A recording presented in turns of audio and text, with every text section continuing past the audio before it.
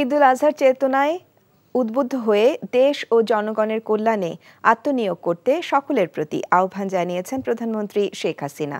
দেশবাসীকে শুভেচ্ছা জানিয়ে এক ভিডিও বার্তায় তিনি এই আহ্বান জানান। এই ঈদে কম খরচে বেশি আনন্দ উপায়। এখন যে কোনো উপায় এজেন্ট থেকে 25,000 টাকা ক্যাশ আউটে ইনস্ট্যান্ট 25 টাকা ক্যাশব্যাক, যত খুশি ততবার। প্রিয় দেশবাসী, আসসালামু আলাইকুম।